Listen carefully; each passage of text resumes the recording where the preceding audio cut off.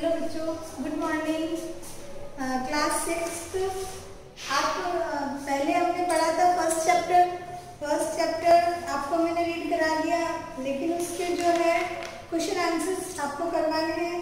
जब सारे बच्चों के पास बुक्स कलेक्ट हो जाएगी तब हम आगे करेंगे। जब तक हम नेक्स्ट चैप्टर जो है उसको रीड करेंगे।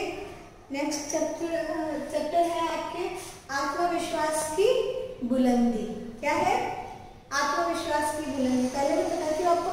आत्मविश्वास खुद के ऊपर जो विश्वास होता है ना, वो आत्मविश्वास होता है।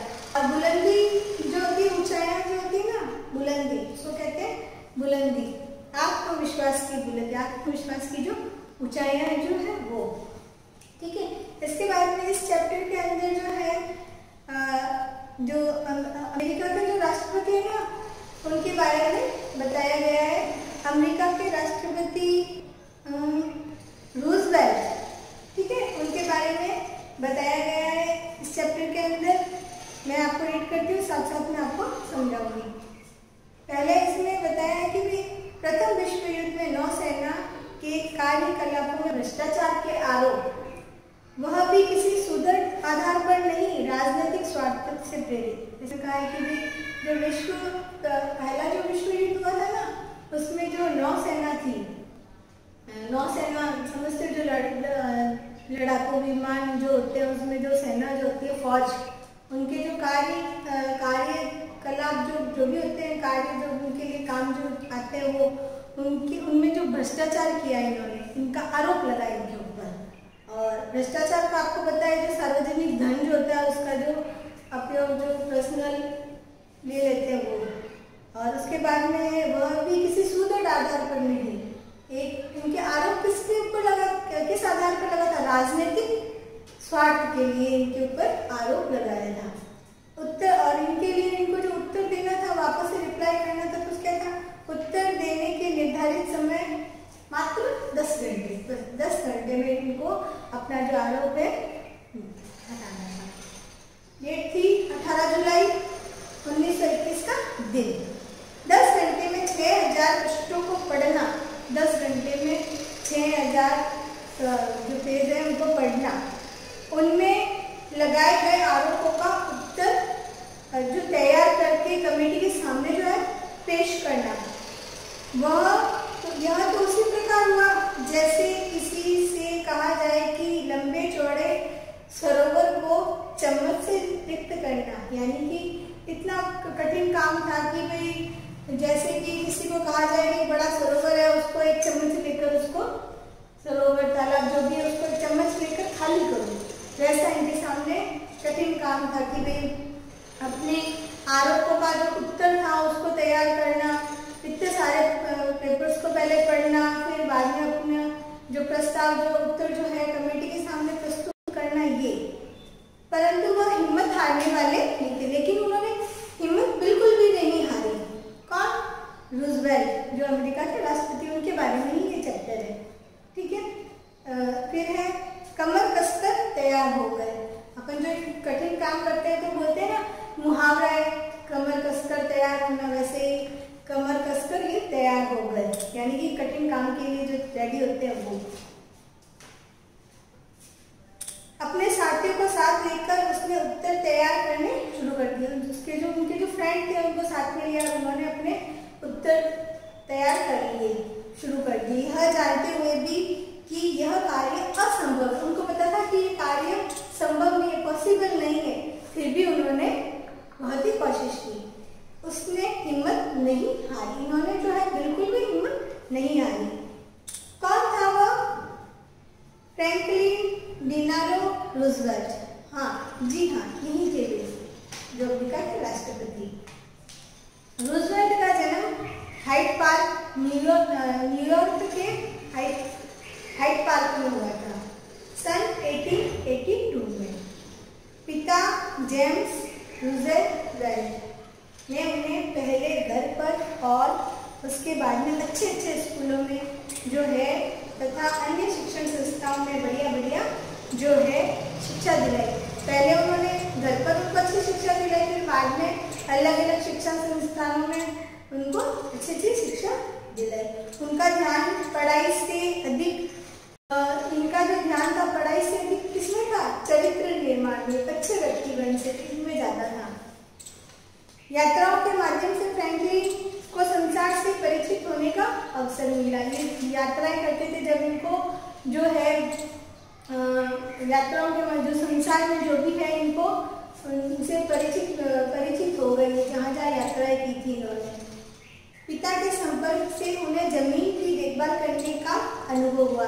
पिता से जब ये संपर्क में रहते थे तब उनको जमीन की देखभाल करने का भी अनुभव प्राप्त हुआ। जेम्स ने हमेशा इस बात का ध्यान रखा कि फ्रैंकलिन स्वावलंबी बने। इनके पिता जो थे ना जेम्स, तो इन्होंने इसी बात का ध्यान रखा कि भाई जो ये रूजवेल्ट जो है एक स्वावलंबी व्यक्ति बने। स्वावलंबी का अर्थ होता है कि अपने सहारे पर रहना, अपने आप पे रहना, जो होता है वही स्वावलंबी।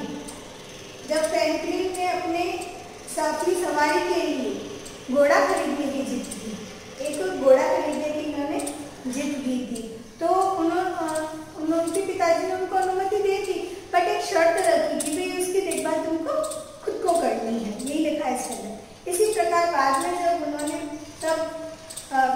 उन्होंने एक नौका हाफ मून खरीदी, तो उसका भी अधिकतर काम वे खुद ही करते थे। बचपन से ही स्वावलंबन की भावना इनमें कूट कर भर दी गई थी। इनके पेरेंट्स ने इनको ऐसा इनको बनाया कि ये स्वावलंबी रहे, अपने आप पे अपने सहारे पर ही रहे, किसी के ऊपर डिपेंड ना हो। दुर्भाग्यवश बचपन में ही वे पोलियो का शिकार हो गए। पोलियो आपको पता है, पोलियो एक रोग बीमारी होती है, उसमें अपंग भी हो जाते हैं। तो ये जो है इनको पोलियो हो गया था, तो इनके दोनों पैर जो है इन्होंने गंवा दिए थे। अब वह अपना कार्य बैसाखियों के सहारे पहिएदार कुर्सी के माध्यम से करते थे। बैसाखी आपको पता है जो अपंग जो होते हैं, दिव्यांग व्यक्ति जो होते हैं, बैसाखियों के सहारे जो चलते हैं वो उनके सहारे, या फिर ये पहिएदार कुर्सी जो होती है उसके ऊपर इसके माध्यम से ही अपना काम करते थे। उनकी माँ उन्हें अधिक संघर्षपूर्ण जीवन से दूर रखना चाहती थी, लेकिन इनकी मम्मी तो ऐसी ही होती है, बच्चों पे ध्यान करती है, तो इनकी मम्मी जो है इनको संघर्षपूर्ण जैसे भी कठिन कार्य होते थे उनको उनसे बहुत ही दूर रखती थी। किंतु वे बड़े आत्मविश्वासी थे, बट ये जो है पूरे ही आत्मविश्वासी थे, इनको अपने आप पर बहुत ही विश्वास था। आत्मविश्वास के बल पर वे न केवल अमेरिका के सफलतम राष्ट्रपति बने, ये आत्मविश्वास के बल पर ही अमेरिका के जो राष्ट्रपति बन गए, वरन कानून बनाकर देशवासियों की पूर्ण सुरक्षा का जिम्मा स्वयं अर्थात सरकार पर ले गए। इन्होंने खुद ने कानून बनाए और अपनी जो देश की जो जनता थी उनका जो है जिम्मा अपने ऊपर अपना या अपनी सरकार के ऊपर ले लिया। इसमें जो भी अलग अलग कानून थे, इसमें जो असहायों व निर्धनों की आर्थिक और सामाजिक सुरक्षा करना शामिल थी। असहाय पता है आपको, जिनका कोई सहारा नहीं होता है, निर्धन है, गरीबों पर है, सारा जिम्मा इन्होंने सरकार के ऊपर ले लिया। इसके बाद में आगे दिया हुआ है, पहले तो लोग इनकी इस दलील से चकरा गए। तो दलील का अर्थ होता है, यहाँ पे दिया गया है दलील। क्या है दलील? यानी कि अपने पक्ष में जो रखा गया मत होता है, तो वो कहते हैं एक वाद विवाद भी कह सकते हैं दलील को, या बहस जो होती है। तो इन्होंने अपने बहस को सबके सामने रखा है, अपनी बातों को अपने पक्ष में रखा गया, जो बातें जो होती है अपने पक्ष में वो सबके सामने रखी। इसको देखकर सारे लोग जो है चकरा गए। सीनेट निरंतर इसका विरोध करती रही। सीनेट जो होता है एक संसद हमारे यहाँ जो संसद कहते हैं ना, वो अमेरिका में सीनेट, ठीक है। सीनेट निरंतर इसका विरोध, सीनेट जो थी इसका इनकी बातों पे और इनके प्रस्तावों पर विरोध करती रही। लेकिन रूजवेल्ट ने अपने मत के पक्ष में इतना बड़ा और सफल अभियान छेड़ा कि देश की जनता ने एकमत होकर समर्थन किया।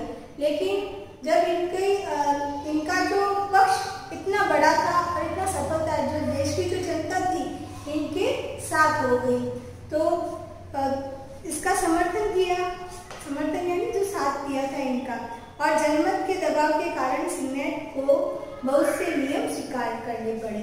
और इन सीनेट को भी जब सारी जनता का जो मत था वो रूजवेल्ट के साथ था, तो सीनेट को भी इनको स्वीकार करना पड़ा, जो संसद जो थी उनको भी इनका स्वीकार करना पड़ा।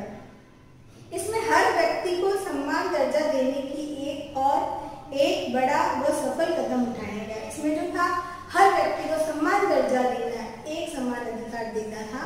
और रूजवेल्ट का कहना था कि यही आर्थिक जनतंत्र और राजनीतिक जनतंत्र सही अर्थों में इसी के द्वारा प्राप्त किया जा सकता है।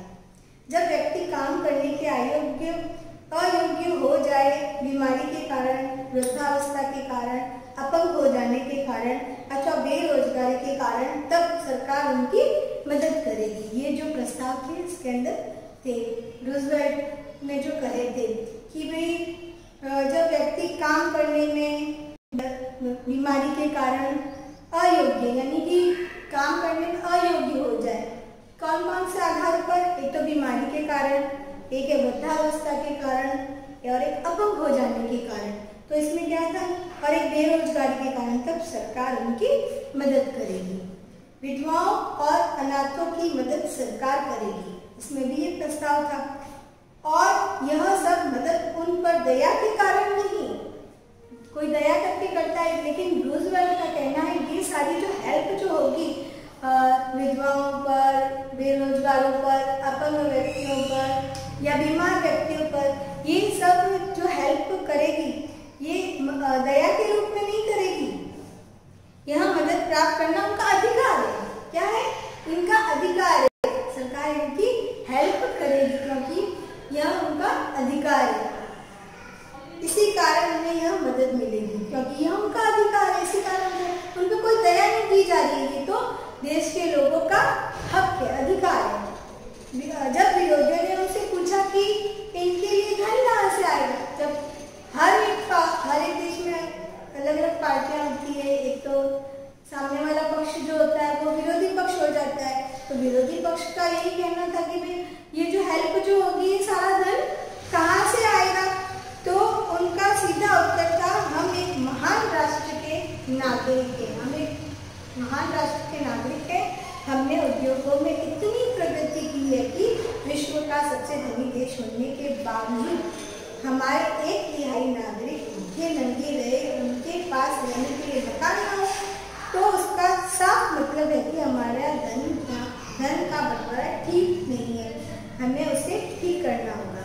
ये बोलते हैं कि हम एक महान देश के नागरिक है और हमारे पास इतना पैसा है और फिर भी हमारे देश में लोग भूखे नंगे रहे, तो हमारा जो धन है तो उसका समान रूप से बंटवारा नहीं हो पा रहा है, ये उनका कहना था। तो उसे हमें अच्छे से लगाना चाहिए धन को, अच्छे से। प्रगतिशील देश है तो प्रगति वाला देश है तो उसमें धन भी बहुत है, तो उनको धन को समान रूप से सबमें लगाना होगा।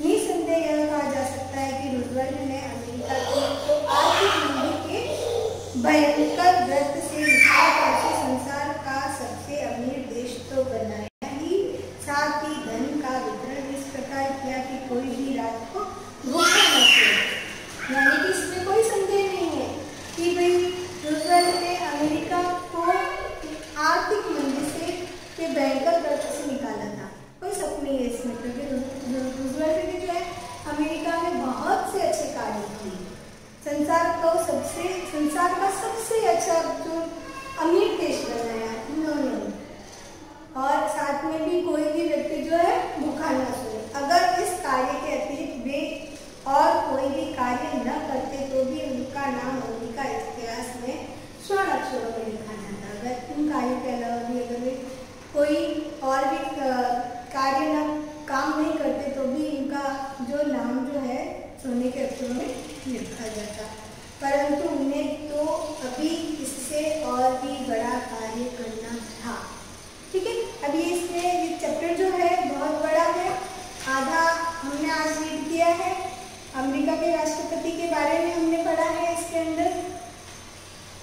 तो ये अगला चैप्टर जो है मैं आपको अगले वीडियो में पढ़ाऊंगी। और ये भी बता देती हूँ, ये जो अमेरिका के जो राष्ट्रपति थे कौन थे? रूजवेल्ट। रूजवेल्ट जो थे 32वें राष्ट्रपति थे। कौन से थे? 32वें राष्ट्रपति थे। और सबसे एक बात एक में ये 2 से ज्यादा बार इन्होंने इस पद पर रहे थे। ठीक है, ये अगला चैप्टर हम अगले वीडियो में पढ़ेंगे। ठीक है।